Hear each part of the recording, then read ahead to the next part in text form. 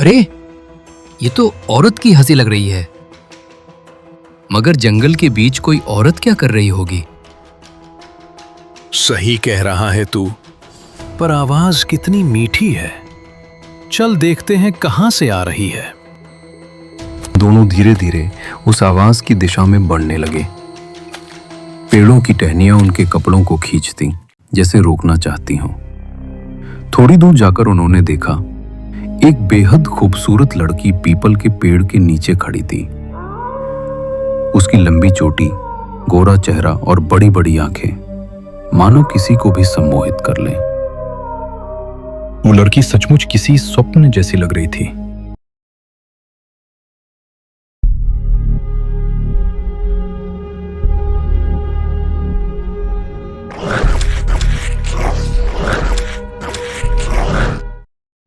बहुत समय पहले की बात है।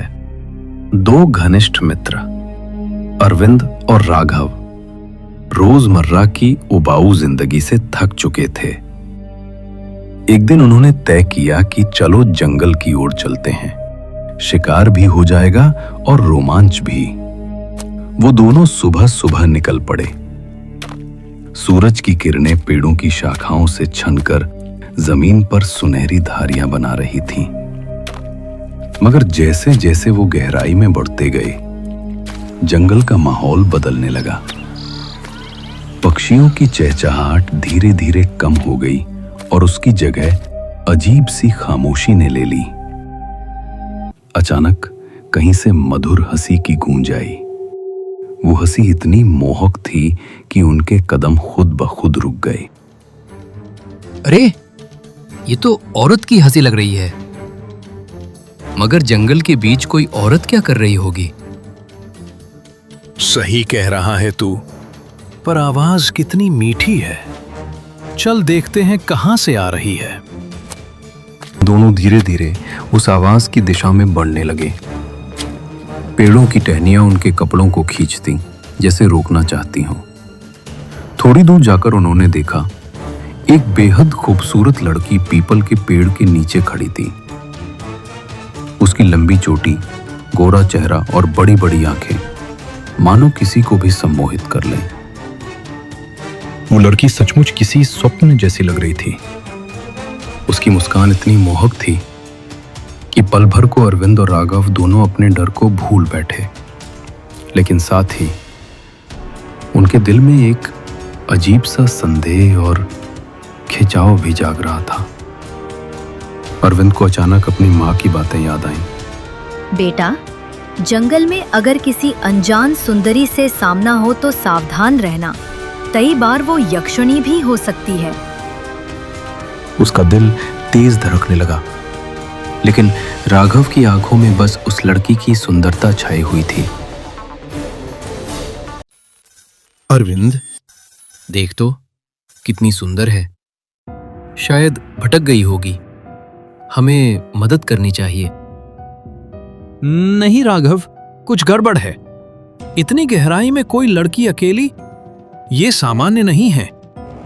लड़की ने अचानक नजर उठाकर उनकी ओर देखा। उसकी आंखों में अजीब सी चमक थी, जैसे वो सीधे उनके दिल को पड़ रही हो। अरविंद के भीतर डर और शक की लहर दौड़ गई।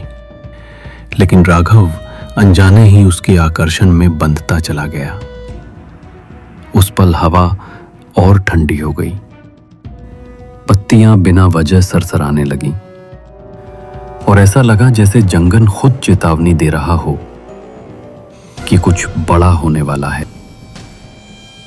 लड़की की आंखों की चमक अब और गहरी हो चुकी थी। उसकी मुस्कान में कुछ ऐसा था जो दिल को खींच लेता, मगर दिमाग को डरा देता। राघव उसकी ओर खिंचता चला गया। वो धीरे धीरे लड़की के और पास पहुंचा। अचानक हवा रुक गई। पैरों की सरसराहट थम गई। ऐसा लग रहा था मानो पूरा जंगल उनकी हर हरकत पर नजर रख रहा हो। लड़की ने अपनी पतली उंगलियां बढ़ाकर राघव की हथेली छू ली। उस स्पर्श में इतनी गर्माहट और मोहब्बत थी कि राघव की सांसें तेज हो गईं। उसके लिए मानो पूरा संसार ठहर गया। अरविंद ने यह सब देखा तो उसका दिल जोर जोर से धड़कने लगा। उसे लग रहा था कि राघव धीरे धीरे किसी गहरे जाल में फंस रहा है। तुम्हें डरने की जरूरत नहीं। मैं तुम्हें कभी दुख नहीं दूंगी। मेरे साथ चलो। मैं तुम्हें वो सुख दूंगी जो इस दुनिया में और कहीं नहीं मिलेगा। तुम सचमुच परी जैसी हो। मैं तुम्हारे बिना कहीं नहीं जाना चाहता। राघव, होश में आ। ये सब सामान्य नहीं है। उसकी आंखों में देख, कितनी खतरनाक चमक है। लड़की ने अरविंद की तरफ नजर घुमाई। उसके चेहरे की सुंदरता पल भर में बदलकर भयानक आकर्षण में बदल गई। उसकी आंखें अब बिल्कुल काली हो चुकी थीं। लेकिन राघव को यह सब दिखाई ही नहीं दे रहा था।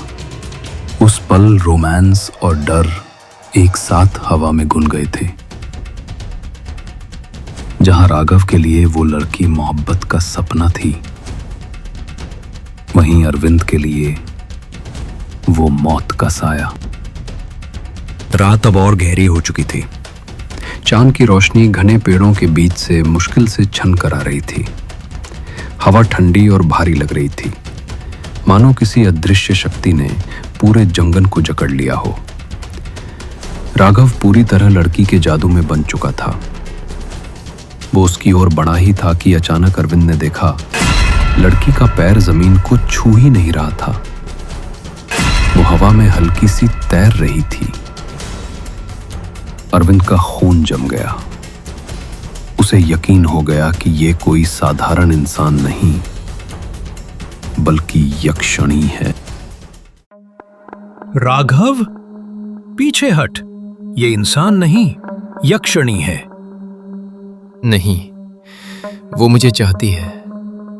वो मुझे कभी नुकसान नहीं पहुंचाएगी। अब बहुत देर हो चुकी है। राघव तो मेरा है। ये कहते ही लड़की का चेहरा अचानक बदल गया। उसकी सुंदरता गायब हो गई और उसकी आंखें अंगारे की तरह लाल चमकने लगी। लंबे लंबे दांत और काले नुकीले नाखून बाहर निकल आए। वो राघव को अपनी ओर खींचने लगी। अरविंद ने पूरी ताकत से राघव का हाथ पकड़ा और खींच लिया। जंगल में जोरदार हवा चली। पेड़ों की शाखाएं टूटने लगीं और यक्षिणी की चीख से पूरा माहौल कांप उठा। अरविंद ने किसी तरह राघव को धक्का देकर पीछे गिराया और जमीन से पड़ी हुई लोहे की छड़ी उठाकर यक्षिणी की ओर फेंक दी। कहते हैं कि लोहे से यक्षिणियों की शक्ति कमजोर हो जाती है। छड़ी छूते ही यक्षिणी दर्द से चीखने लगी और धुएं में बदलकर अंधेरे में गायब हो गई। राघव बेहोश पड़ा था और अरविंद की आंखों से आंसू बह रहे थे। उसने दोस्त को उठाते हुए कहा, मैंने तुझे खोने नहीं दिया राघव, लेकिन याद रख, जंगल में हर सुंदर चेहरा दोस्त नहीं होता। दोनों किसी तरह जंगल से बाहर निकल पाए, लेकिन उस रात का डर और वो यक्षिणी की आंखें उनकी यादों में हमेशा के लिए जिंदा रह गईं।